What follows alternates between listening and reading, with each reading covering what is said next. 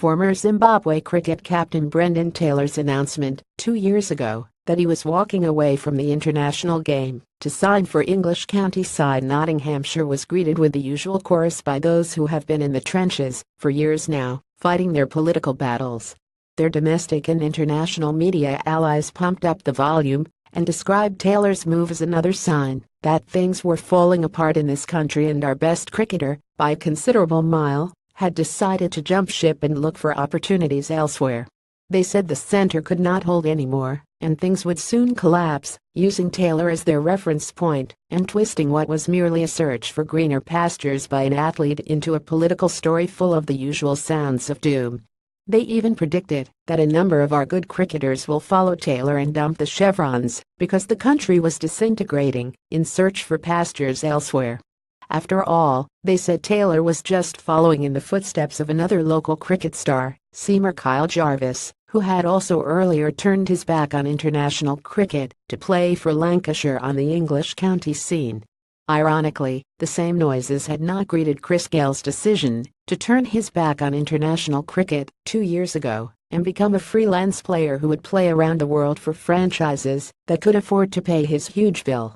They never said it was of sign that Jamaica, his country, was falling apart in the West Indies as a cricket team were disintegrating because in their world there is one rule for Zimbabwe and another rule for others.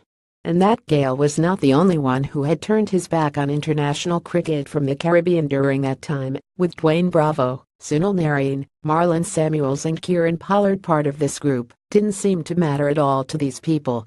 Zimbabwe has to be demonized at every given opportunity, and anything that appears to help their cause, including a cricketer who has decided he needs a break from international cricket, has to be used as a weapon of their propaganda war.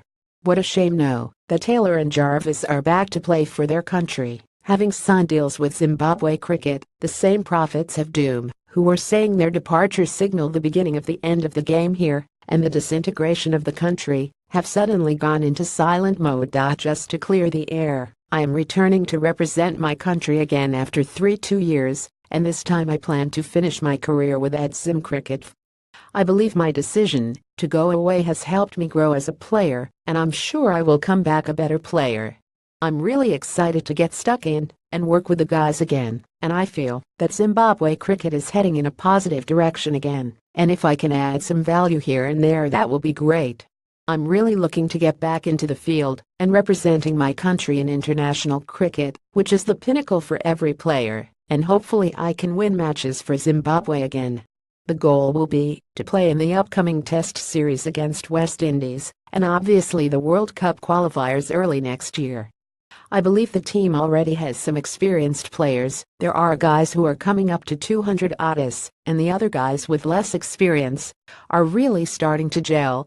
I think we are starting to find the right balance due to the fact that the team is now starting to play more matches, so there's some momentum on their side, Taylor said.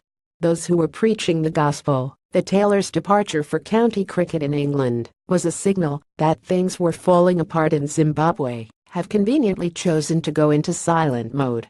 Instead, it has been left to foreigners, including Indian cricket legend Mahendra Singh Dhoni, to heap praises on Taylor for making the decision to return to international cricket. They find themselves failing to understand the resilience of this country, a nation which Taylor always said remained dear to his heart, even when he made that decision to go and play in England, because they have always underrated our greatness to defy the odds. They have always lived in denial that we are a country that is falling apart, feasting on their falsehoods, while we are a country that is on the march. Like every nation, we have our own challenges, but we are not a country that is on the edge of the cliff, about to plunge into a gorge, and if internationally celebrated sports stars like Taylor and Jarvis can decide to come back and make a living here, who else can suggest otherwise?